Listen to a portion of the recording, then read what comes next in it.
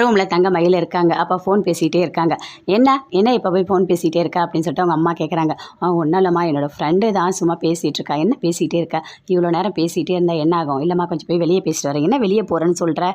நாளைக்கு கல்யாணம், இவ்வளோ நேரம் பேசிகிட்டே இருந்தால் எப்படி? நாளைக்கு நீ அழகாக இருக்க வேண்டாமா? ஃபோனை கட் பண்ண போ அப்படின்னு சொல்கிறாங்க. ஆமாம், இல்லைம்மா, ஒரே ஒரு நிமிஷம் நான் போய் பேசிட்டு வந்துடுறேம்மா அப்படின்னு தங்கமயில் சொல்கிறாங்க. ஏன், என்னாச்சு உனக்கு? நீ எதுக்காக இப்படிலாம் பண்ணிகிட்டு இருக்க அப்படின்னு சொல்லிட்டு கேட்குறாங்க.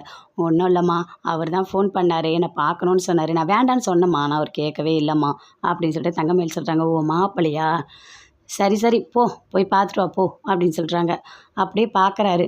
தங்கமயில பார்க்கணுமே அப்படின்னு சொல்லிட்டு அப்படியே வராரு. எழுந்து பார்த்தா செந்திலெல்லாம் தூங்கிட்டு இருக்காங்க. நல்ல வேலை தூங்கிட்டு இருக்காங்க. அப்படியே பொறுமையாக நம்ம போகலாம் அப்படின்னு சொல்லிட்டு சுற்றி போகிறாரு. அதுக்குள்ளே கரெக்டாக கதிர் எழுந்துக்கிறாரு. எழுந்து பார்க்குறாரு.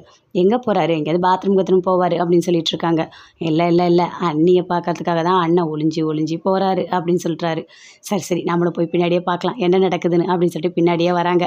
வந்தவொடனே எந்த ரூம்னே தெரியலையே. ஓ, மணப்பெண் ரூம் அங்கே தான் இருக்குது. சரி சரி, போகலாம் அப்படின்னு சொல்லிட்டு பார்க்குறாங்க. ரொம்ப நேரமாக ஃபோன் அடிச்சுட்டே இருக்காரு. ஆனால் தங்கமயில் வெளியே வரவே இல்லை. என்ன இன்னும் வரவே இல்லை? சரி, யார் வந்தால் என்ன வரலன்னா நாமளே போய் கதவை தட்டி உள்ளே பார்த்துடலாம் அப்படின்னு சொல்லிட்டு அப்படி கிட்ட வராரு.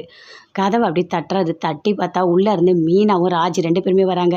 பார்த்த உடனே பயங்கரமாக சிரிக்கிறாங்க. என்ன 2 பேருமே சிரிக்கிறீங்க அப்படின்னு சொல்லிட்டு சரவணன் கேட்குறாரு. இல்லை இல்லை இல்லை, ஒன்றும் இல்லை. என்ன டைம் ஆகுது? காலையில் கல்யாணம், இப்போ ரூம் மாட்ட வந்திருக்கீங்க அப்படின்னு சொல்லிட்டு கேட்குறாங்க. அதுவா, ஒன்றும் இல்லை. ஓ, தங்கமயில பார்க்கணும், பார்க்காம இருக்க முடியல, அதனால் உடனே வந்துட்டீங்களா அப்படின்னு சொல்லிட்டு கேட்குறாங்க. பின்னாடியே வந்துட்டாங்க கதிர் செந்தில் 2 பேருமே.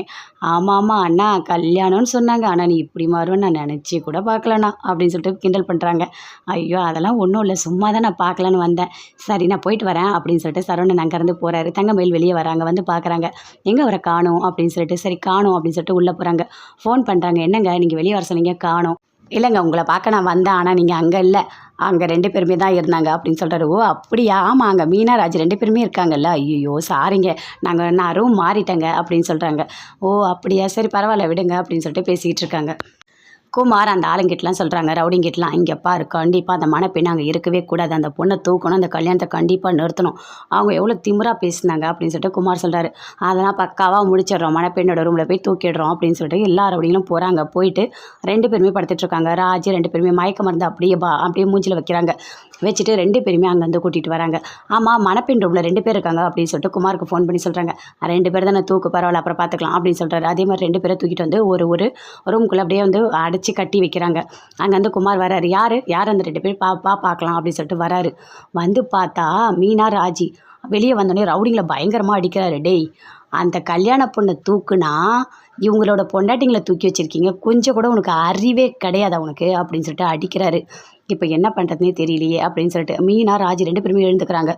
அக்கா, நம்மளை யாரோ கடத்திட்டு வந்து இங்கே கட்டி போட்டு வச்சுருக்காங்க அப்படின்னு சொல்லிட்டு ராஜி சொல்கிறாங்க. ஐயோ ஆமாம் அப்படின்னு சொல்கிறாங்க. அதுக்குள்ளே குமார் சொல்கிறார், நீ போய் அவங்க 2 பேரை கழட்டி விடு போ கயிறு அப்படின்னு சொல்லிட்டு அப்படியே ஒளிஞ்சிக்கிட்டு பார்க்குறாரு. 2 பேருமே வெளியே வராங்க. வந்தால் குமாரை பார்த்துட்டாங்க. பார்த்துட்டு பயங்கரமாக கோவப்படுறாங்க. என்ன குமார், நீ தான் இதெல்லாம் பண்ணி வச்சுருக்கியா? உனக்கு அறிவே இல்லையா? இப்படி தான் எங்களை கடத்தியா? ஆனால் உனக்கு இரு, நாங்கள் வீட்டுக்கு வாங்க, போயிட்டு கல்யாண மண்டபத்தில் எல்லாருக்கிட்டையுமே சொல்கிறோம், நீ தான் காரணம், உனக்கு இரு அப்படின்னு சொல்லிட்டு மீனா ராஜி 2 பேருமே பயங்கரமாக குமார்கிட்ட திட்டுறாங்க. குமார் அப்படியே பார்க்குறாரு.